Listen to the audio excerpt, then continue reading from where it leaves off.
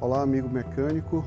Nós vamos falar hoje do sincronismo, do enquadramento do motor e-torque, né? Mas a gente não só vai falar como vai fazer isso aqui do ponto de vista prático, vai montar do ponto de vista prático, mas nós vamos explicar para vocês também por que o sistema de distribuição do motor e-torque é um sistema especial.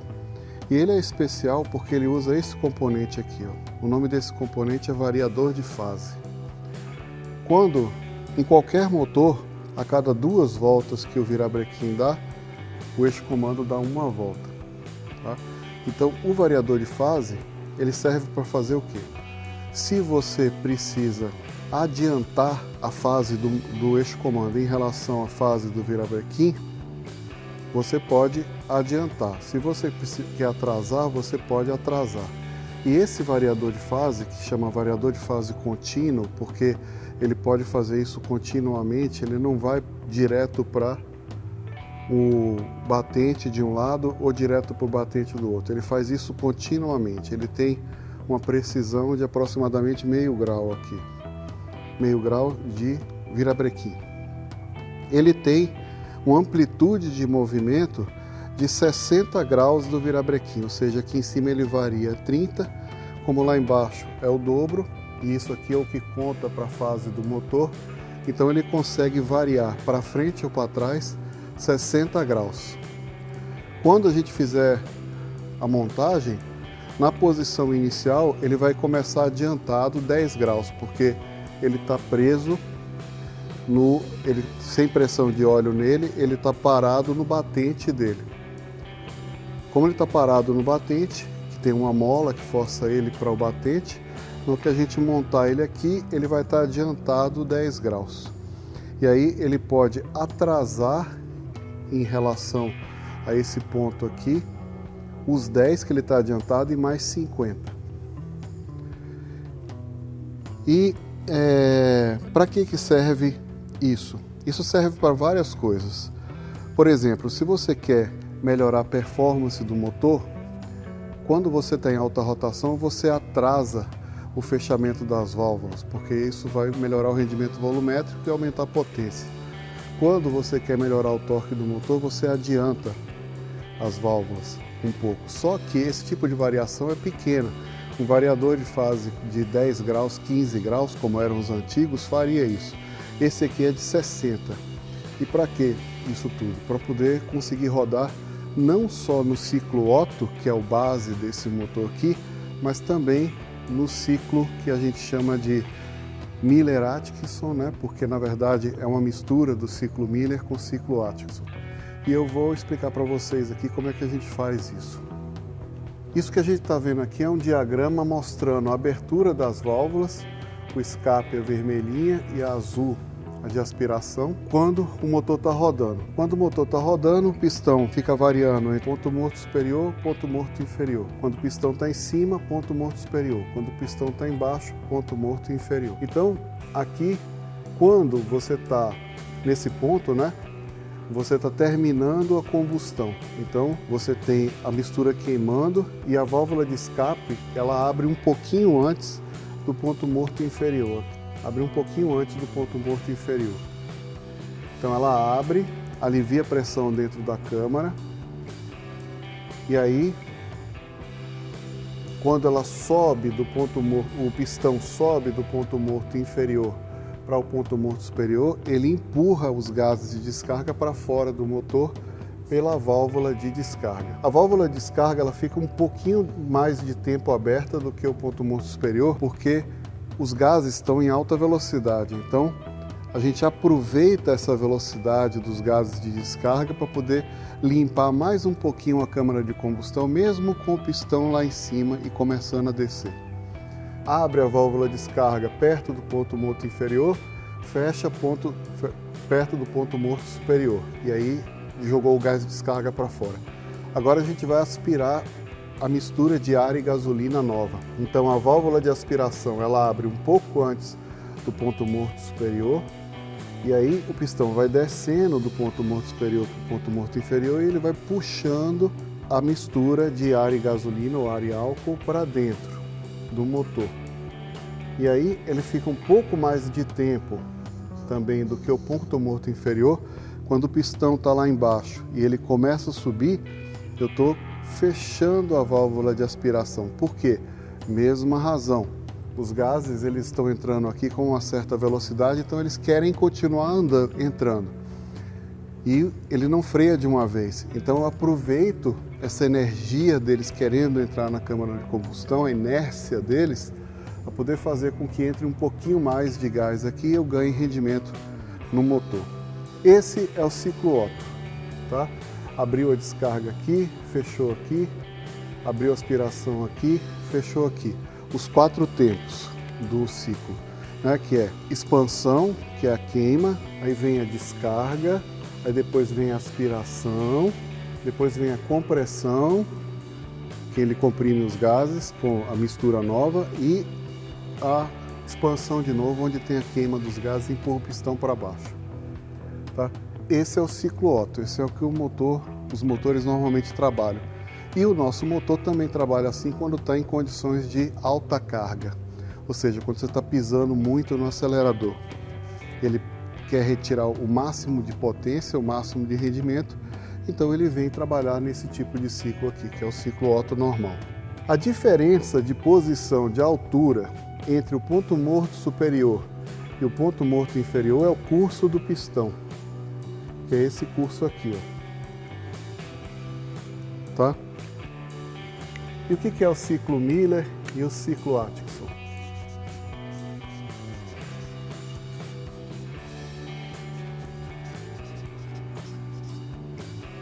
Então nós vamos explicar qual é a diferença do ciclo Otto para o que é esse aqui, o normal, para o ciclo Miller e o ciclo Atkinson.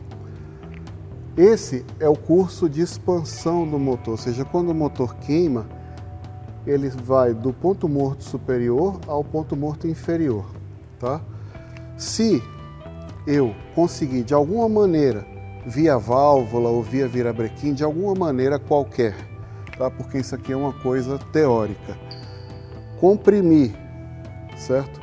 Menos do que eu desci, ou seja, para fazer a compressão, em vez de eu usar essa distância toda, eu uso só um pedaço dela, tá? E aqui a gente não está preocupado como fazer isso, mas só dizendo que na hora de fazer a compressão, eu uso só esse pedacinho, mas na hora de fazer a queima, eu uso esse pedaço aqui todo, que é o pedaço normal, tá? Isso chama ciclo Miller. O ciclo Atkinson, ele é o contrário. No ciclo Atkinson, eu continuo com o mesmo ciclo, com o mesmo curso de expansão, só que de alguma maneira, tá? Eu vou fazer com que o pistão desça mais durante a expansão. Quer dizer, continuo com o mesmo ciclo de compressão, que vai ser esse ciclo aqui, então na hora de comprimir eu comprimo daqui para cá, mas de alguma maneira eu faço o pistão descer mais aqui durante a queima. Então em vez de vir até aqui, ele vai vir até aqui, por exemplo. O ciclo Miller é quando você comprime menos do que expande. E o ciclo Atkinson é quando você expande mais do que comprime. Tá? E você pode fazer isso tanto com o virabrequim, como foi feito na época deles, porque isso aqui tem mais de 100 anos, como fazer através das válvulas do motor. E é assim que os motores modernos trabalham, fazendo esse tipo de ciclo através das válvulas. Tá? E como é que a gente vai fazer isso aqui no nosso motor e-torque? Nós vamos tentar controlar a potência do motor de uma maneira um pouco diferente da tradicional. Tradicionalmente, quando você precisa de menos potência no motor, por exemplo, um acelerador a cabo normal, você tira o pé do acelerador, a borboleta fecha e aí o motor reduz a potência. Acontece que para o motor reduzir a potência, você teve que fechar a entrada do coletor de aspiração. Então o motor vai ter que aspirar contra um ambiente em depressão. Tem uma depressão, tem um vácuo dentro do coletor de aspiração. E aí o motor vai ter que bombear o ar de um vácuo para um ambiente em pressão um pouquinho maior que a atmosférica, que é a descarga. A descarga tem a pressão atmosférica e mais as perdas da saída do motor até a ponta do escapamento. Então você é obrigado a ficar bombeando o ar de um ambiente que tem uma depressão, um vácuo, para um ambiente com a pressão mais alta. E isso faz perder energia. Então a gente fez uma maneira diferente de controlar a potência do motor sem precisar fechar a borboleta na frente do motor. Dessa maneira, não vai ficar depressão no coletor de aspiração, vai ficar uma pressão próxima da atmosfera. A diferença de pressão da aspiração para a descarga vai ser pequenininha e o motor não vai ficar se esforçando para bombear o ar. Ele vai simplesmente usar a força dele para mover o carro, tá? Só que a gente precisa controlar a potência do motor. E para isso a gente precisa diminuir a quantidade de energia que ele está produzindo lá dentro. Ou seja, diminuir a quantidade de combustível queimado. E como é que a gente vai fazer isso? A gente atrasa o variador de fase. Atrasando o variador de fase, eu vou atrasar tanto a válvula de descarga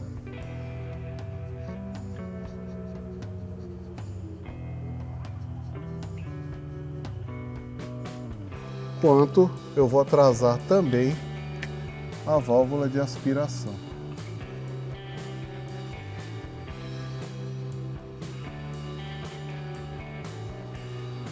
Agora vamos pensar o que vai acontecer aqui. Eu estou fazendo a minha descarga, beleza. Chegou aqui no ponto morto superior, eu começo a descer. Então eu vou começar a aspirar, tá? Quando eu começo a aspirar, como é que está a minha válvula de descarga? Ela está atrasada, então ela está aberta. Ela já deveria estar fechando, está atrasada, ela está aberta. E aí o pistão desce e puxa gás de descarga para dentro do cilindro, porque a válvula está atrasada. Aí, num certo ponto do curso, a válvula fecha e abre a válvula de aspiração, que também está atrasada, porque o motor tem um eixo comando só, o e-torque. O Fire, o Firefly, eles todos têm um eixo comando só. Então, a válvula de aspiração também está atrasada. E aí ela abre e eu começo a aspirar. Com o resto do curso do pistão que eu tenho, eu aspiro gás novo, ar mais gasolina ou ar mais combustível, para dentro do pistão. E aí vai haver uma mistura do gás de descarga que estava lá com a mistura nova, que é ar mais combustível. Eu vou para o PMI e começaria a fazer a compressão, porque aqui eu fecharia a minha válvula de aspiração e começaria a comprimir a mistura para queimar ela logo em seguida. Só que a minha válvula de aspiração, ela está atrasada. Então ela não vai fechar quando eu chegar aqui no PMI para poder começar a comprimir. Ela vai continuar aberta, então eu vou expulsar uma certa quantidade de gás que eu tinha colocado para dentro do cilindro por esse atraso aqui da válvula de aspiração. Como a válvula de aspiração fechou depois e eu começo a comprimir só daqui para frente, ó, em vez de começar a comprimir daqui até aqui, eu agora comprimi somente daqui até aqui. Comprimi menos. Então eu fiz o quê? Um ciclo Miller. Por isso que o nosso é Miller e Atkinson, porque faz as duas coisas. Agora vamos mostrar aqui do lado de cá. A minha válvula de descarga, ela está atrasada. Normalmente a válvula de descarga, ela começa a abrir antes do ponto morto inferior. Tá aqui, ó, antes do ponto morto inferior. Por que antes? Porque o pistão está descendo e se eu deixar para abrir ela lá no fundo do pistão, o que vai acontecer? Em baixa rotação eu vou ter um ganho de rendimento, mas em alta rotação eu vou ter uma perda, porque eu não vou conseguir escapar todos os gases de descarga somente em 180 graus. Então, eu sou obrigado a abrir antes. Como eu abri antes, e agora eu vou abrir atrasado, eu vou abrir, dá uma olhada, aqui em cima do PMI, ó. Eu estou atrasado, tá vendo? Então, eu teria esse curso aqui para fazer a minha expansão. Ou seja, esse curso aqui antes de abrir a minha válvula de descarga. Porém, agora, com o atraso da válvula de descarga, eu tenho esse curso aqui que é maior. E quando a minha razão de expansão é maior do que a minha razão de compressão, o que a gente tem? Ciclo Atkinson. É por isso que quando o nosso variador de fase atrasa, ele acaba fazendo os dois tipos de ciclo, os dois efeitos. É um ciclo misto. Tá? Para que serve tudo isso aqui?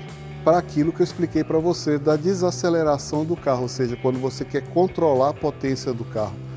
Quando você faz isso, aqui você aspirou gás de descarga. Então a quantidade de mistura de ar e combustível que vai entrar é menor. Entrou menos combustível, eu vou ter menos potência quando eu queimar. Na hora que fechou a válvula de aspiração aqui, eu expulsei uma parte dessa mistura, ou seja, saiu mais ar e combustível ainda da câmara, ou seja, eu vou produzir ainda menos potência, ok? Vou produzir ainda menos potência. Como eu vou produzir ainda menos potência, o meu carro vai andar devagar, que é o que eu quero, eu estou tirando o pé do acelerador. Então, você pode deixar a borboleta aberta, que você vai conseguir controlar a potência com a borboleta aberta. E aí o motor não vai precisar se esforçar para poder sugar o ar de um ambiente em depressão, do vácuo, e bombear esse ar para um ambiente em pressão. Como a borboleta vai estar aberta, aqui vai estar praticamente pressão atmosférica, que é muito pouca diferença do lado da descarga. Então ele quase não vai fazer esforço de bombeamento. Isso faz com que o rendimento do motor nessas condições de funcionamento fique maior. E essas condições de funcionamento são justamente aonde o motorista comum dirige. Ninguém dirige o tempo todo com o pé embaixo. A gente está sempre em baixa, média rotação, controlando a potência do motor. Em carros que não usam esse tipo de ciclo, você vai ficar o tempo todo perdendo rendimento, fazendo sucção de ar do vácuo. No caso do nosso motor, que usa esse tipo de ciclo, você vai usar o eixo comando para poder fazer a desaceleração ou a aceleração do carro, e nessas condições você não vai estar bombeando contra o vácuo. Então, o motor vai ter um rendimento melhor, o consumo de combustível vai cair. E quanto cai? No caso do motor e-torque, em relação à versão anterior dele, que tinha fase fixa, ou seja, não usava esse tipo de ciclo, ele reduz 5% o consumo em condições de ciclo de medição. Bom, nós vamos mostrar o enquadramento do motor e-torque. A gente falou um pouco sobre o variador de fase antes, né? Mas agora nós vamos mostrar a montagem. Aqui, o Clayton já deixou o motor aproximadamente no PMS do primeiro cilindro. Como é que a gente vê isso? Aqui, ó, pela posição das duas setinhas de referência, que vai referenciar a corrente na parte de baixo. Se elas estiverem para baixo, o motor está aproximadamente no PMS. No caso desse motor, como ele é chavetado em cima e embaixo ele é chavetado também, e embaixo você nem consegue remover isso aqui, nem deve tentar remover a engrenagem aqui, ela vem presa por interferência junto com o virabrequim, não tem necessidade do motor estar no PMS preciso. Se ele estiver próximo aqui, você já vai conseguir fazer o enquadramento, porque ele só depende das marcas que tem aqui na engrenagem e no variador de fase. Então, nós vamos começar com a montagem das guias. Primeiro nós vamos colocar a guia móvel. É um M8, é um parafuso com o sextavado de 10 milímetros, 24 Nm.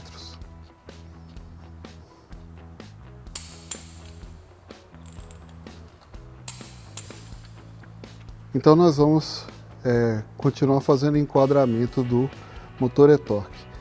O PMS do primeiro cilindro já está aproximadamente na posição, com as duas setas apontando para baixo. Aqui, só que você precisa posicionar o eixo comando numa posição que facilite o encaixe aqui e caia montado corretamente. Vocês vão ver que existe um deslocamento das duas chavetas para baixo. Elas são deslocadas em relação ao centro para baixo do eixo comando, o centro do eixo comando. Então, elas têm que ficar posicionadas para baixo. Só que o eixo comando, ele tem duas posições em que as chavetas vão ficar posicionadas para baixo. Então, como é que você sabe qual das duas posições é a certa? Pelos cames do primeiro cilindro. Que aqui tem o came de aspiração e o came de descarga. Quando os cames, eles são mais ou menos cruzados, assim como eu estou mostrando. Quando os cames de aspiração e descarga estiverem virados para baixo, no primeiro cilindro, que é esse aqui, aí você sabe que você está na posição certa aqui, porque você vai ter os cames para baixo e as chavetas para baixo aqui. Então, com essa condição, só existe uma posição do eixo comando, que é a posição correta de montagem. Aí a gente tem o eixo comando posicionado, o virabrequim posicionado.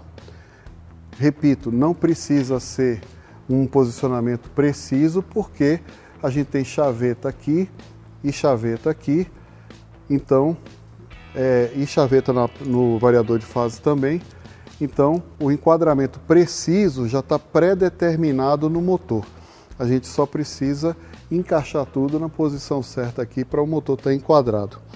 E isso vai depender do quê? Da corrente e das marcações, né? A corrente ela tem 3 marcações, uma aqui, 2 aqui. Essas duas vão alinhar com as marcações na engrenagem do virabrequim e essa daqui vai alinhar com essa marcação, essa bolinha estampada aqui no variador de fase. Então você coloca a marcação de tinta exatamente em cima da bolinha e aí é só encaixar lá. O Cleiton vai encaixar para a gente. Na hora que ele encaixar, a posição da chaveta vai bater aqui e no máximo vai precisar dar uma mexidinha no virabrequim só para terminar de encaixar. Olha lá, ele vai alinhar as duas marcações embaixo lá com as setas. Tá, isso. Olha lá, alinhou as duas marcações, as duas setinhas exatamente apontadas para as duas marquinhas amarelas. Aqui em cima já caiu na posição. Ainda não. Ele está dando uma mexidinha no virabrequim só para terminar de encaixar a chaveta. A rigor, o motor já está enquadrado aqui. Tá? Agora a gente vai terminar de fazer a montagem e o próximo passo é a montagem da roda fônica, do sensor de fase e do parafuso, que é a válvula do variador de fase, né? Mostrando para vocês o parafuso aqui, é muito importante lembrar que o torque dessa peça aqui, essa peça é uma peça parecida na questão do torque com o sensor de detonação. Se você exagerar no torque aqui, você vai deformar a peça e deformando a peça, o mecanismo que tem aqui dentro pode travar. Então é muito importante o cuidado no torque dessa peça aqui. A roda fônica, ela tem uma marquinha aqui, ó, uma marca de estampagem, uma linha de estampagem. Mas ela também é pinada, tá? Aqui você tem a sede do pino. Nas versões mais novas, isso aqui ainda é maior, porque o pino é mais comprido e esse lugar aqui é furado. Então você encaixa o pino aqui direto. Então você vem aqui, coloca aqui na direção do pino, confere que vai cair aqui na posição correta, alinhando aqui com a marcação da corrente e coloca a válvula, o parafuso válvula. Agora que a corrente está no lugar, a primeira coisa é garantir que elas estão dentro do trilho que tem nas guias, dentro das paredes das guias. Então você ajeita a corrente aqui para poder garantir que elas estão alinhadas aqui dentro. Depois disso, nós vamos montar o tensionador. Funciona como um tucho hidráulico, mas ele tem diversas regulagens, vamos dizer assim, diversas pré-regulagens que vão servir para poder, quando ele estiver tensionado aqui, ele trabalhar dentro do curso de tensionador hidráulico normal dele. Então ele vai pular a posição aqui até encostar. E o Cleiton vai montar aqui pra gente, é uma chave 19, o torque é 63 Nm. Depois que ele torquear, vocês vão ver uma parte muito importante, que é soltar o tensionador para que ele consiga fazer o pré-tensionamento da corrente. Vocês observam que aqui o tensionador ainda não está apoiado na guia móvel.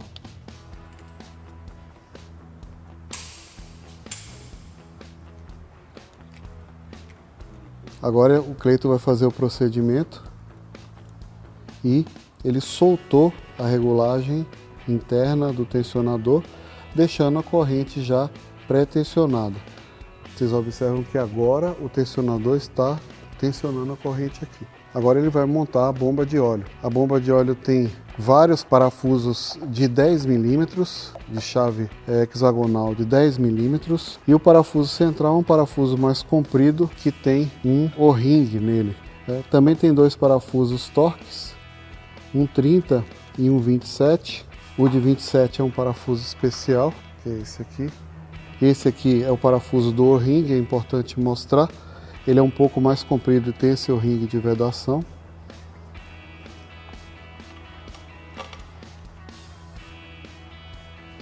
E os outros são parafusos comuns.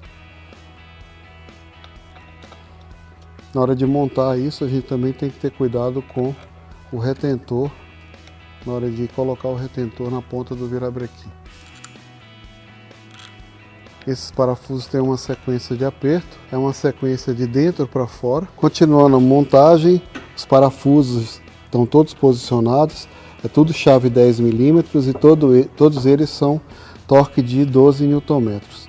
Uma coisa importante aqui é o seguinte, vocês veem aqui, ó, para conseguir montar o front cover, a capa frontal do motor, onde está integrada a bomba de óleo, é necessário soltar o torque da bomba aqui, ó.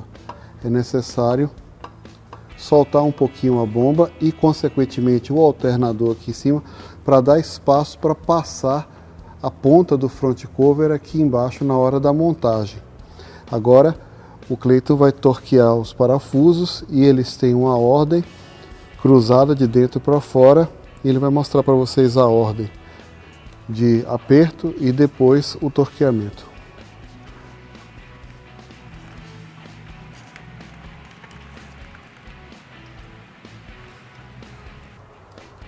Logo na sequência ele vai apertar a bomba d'água.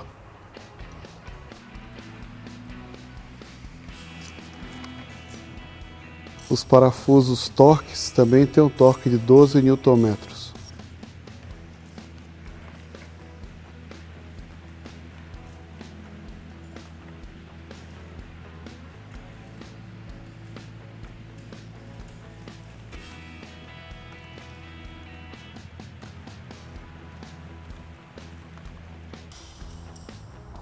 Os parafusos da bomba d'água são chave 13 e o torque é 25 Nm.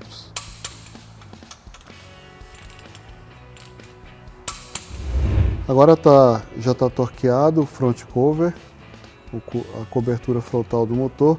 Nós vamos montar a polia. Mas antes, lembrar uma coisa para vocês, uma coisa muito importante. Na união do subbloco com o bloco, tem a junção de duas superfícies planas. E embora a nossa bomba de óleo ela tenha uma borracha, uma junta de borracha, tá? É recomendável, é importante colocar uma gotinha de silicone bem na região da junção do subbloco com o bloco, dos dois lados, aqui, nessa região aqui, e do lado de cá, na região correspondente, vai ser mais ou menos aqui, tá? Então, antes de montar a bomba com a junta, uma gotinha de silicone de um lado, uma gotinha de silicone do outro, coloca a bomba e faz o torqueamento.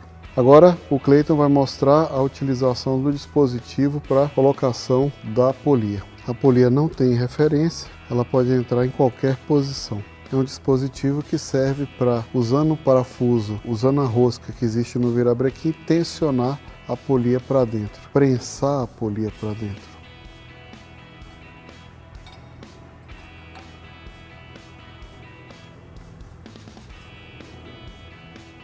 Agora o Cleiton vai montar para a gente o parafuso da polia. Importante lembrar que o parafuso da polia precisa de uma trava química. Essa não é uma trava, essa não é um vedante como é no volante, mas sim uma trava química mesmo, uma trava de torque. Ele vai encostar o parafuso embaixo para a gente. Depois que tiver encostado, ele vai usar o parafuso para poder girar o motor até a gente achar a posição da trava do eixo comando que vai vir aqui atrás nesse usinado aqui do eixo comando. Olha lá, ele vai usar o parafuso da polia para girar o motor até colocar essas duas faces usinadas na traseira do eixo comando na posição vertical. Mais um pouquinho. Aí, chegou. Agora ele vai colocar a trava do eixo comando, que é esse dispositivo que parafusa aqui nos parafusos do cabeçote. A trava vai encaixar aqui no meio e depois que travar o eixo comando, ele vai travar o volante pela engrenagem do motor de arranque. Encostou os dois lados do dispositivo na superfície do cabeçote, vai colocar os parafusos para segurar a chave no lugar e depois vai travar o virabrequim pelo volante usando a engrenagem do motor de arranque.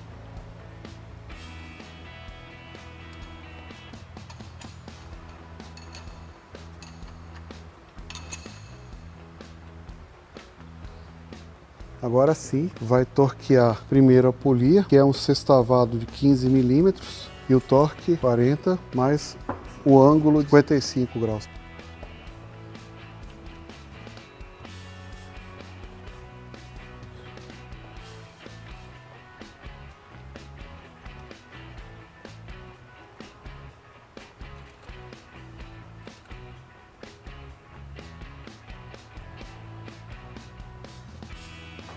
Agora nós vamos torquear o parafuso válvula, parafuso especial que segura o variador de fase. É uma chave 22. E o torque é 50 mais 45 graus de ângulo. 50 Nm mais 45 graus de ângulo.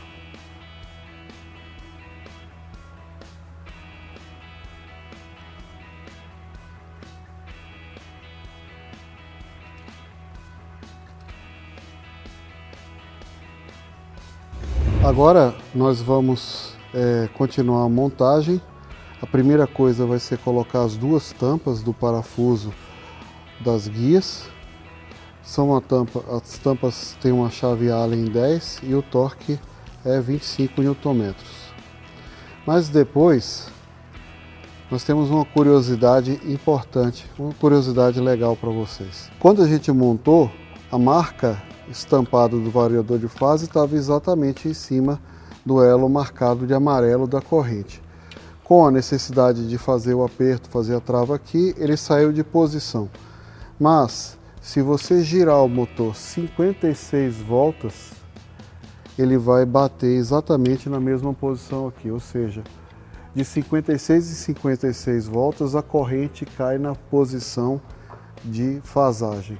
Depois disso, nós vamos montar a tampa de válvulas. Muito importante lembrar na tampa de válvulas que a gente tem que montar ela sem a eletroválvula de atuação do VVT e que os dois parafusos da ponta, eles não são imperdíveis porque existem duas guias que servem para garantir a posição da face da eletroválvula com a válvula de acionamento do VVT.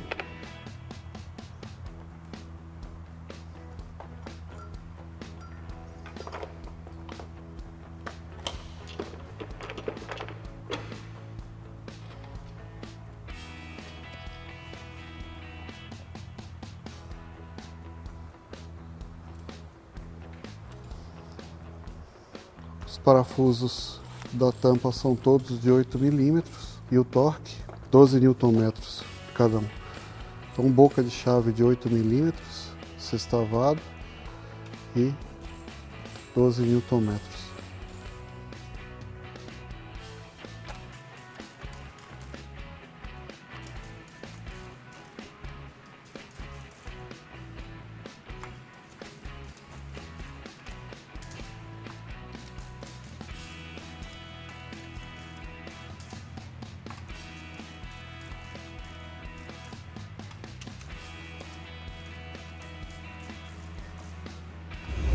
Agora a montagem da eletroválvula do variador de fase. São 2 parafusos com sextavalve de 8 mm novamente, só que agora o torque é 8 Nm, porque trata-se de uma peça que vai no inserto da peça plástica. Com isso nós concluímos a montagem da corrente do motor e-torque, fazendo o enquadramento e garantindo a fasatura do motor para o funcionamento correto. Então nós concluímos o enquadramento, a fasatura do motor e-torque. Nós esperamos que essas informações e esses procedimentos que a gente mostrou para vocês sirvam para facilitar e melhorar o serviço de vocês na oficina. Muito obrigado, Cleiton, pela sua ajuda, pelo seu conhecimento. Muito obrigado a vocês também, amigos mecânicos.